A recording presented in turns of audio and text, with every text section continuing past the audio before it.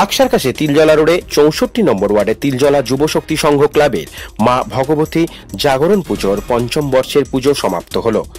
৩ দিন ধরে চলা উক্ত অনুষ্ঠানে শুভ সূচনা করেছিলেন কলকাতা পৌরসভার লাইট বিভাগের এমএমআইসি তথা পৌরপিতা সন্দীপ রঞ্জন বক্সী। উপস্থিত ছিলেন ৬৪ নম্বর ওয়ার্ডের TMC block president শারিক Ahmed, পৌরমাতা Sammi চাহান, minority সেলের দক্ষিণ কলকাতা প্রেসিডেন্ট বিজলি রহমান, স্পোর্টস সেলের দক্ষিণ কলকাতার সেক্রেটারি জামির আহমেদ মিঙ্কু। ৬ই মে মাতারানীর বিসর্জন অনুষ্ঠান হয়ে গেল। ক্লাবের সভাপতি সুরেশ যাদব জানান, ৩ দিন ধরে মায়ের আরাধনা চলে। ভাসান পর্ব শেষ করে আগামী বছরের প্রস্তুতি নিতে এবং মায়ের কাছে প্রার্থনা করি প্রতিবার যেন ধর্মবর্ণ নির্বিশেষে মিলেমিশে আমরা মাতারানীর পুজো করতে পারি। আসছে বছর আবার হবে। মাকে ভালো করে বিদায় করবো। মাকে আমরা মা আছে আমাদের নাচ গান করতে হয়, উল্লাস করতে আমরা যাবো রাস্তায়, আমরা বিদায় করবো, মাকে শান্তি করে বিদায় করবো। আমরা সামনে বছরে আশা করছি মা আবার ফিরে আসবে আমাদের কাছে, আমরা পুজো করবো।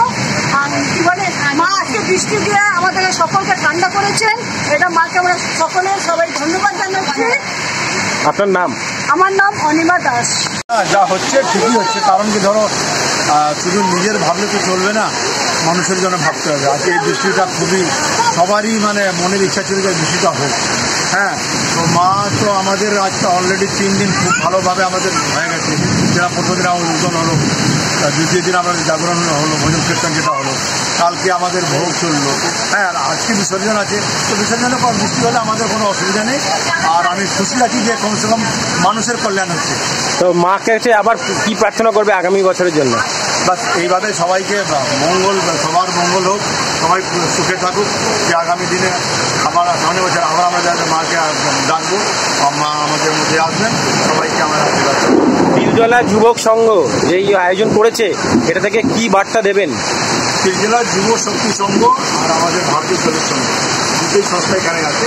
দুই মেম্বারে যারা আছে সবাই, যে আমরা এটাই বলি যে রামপুরের সামনে আমাদের মসজিদও আছে এখানে।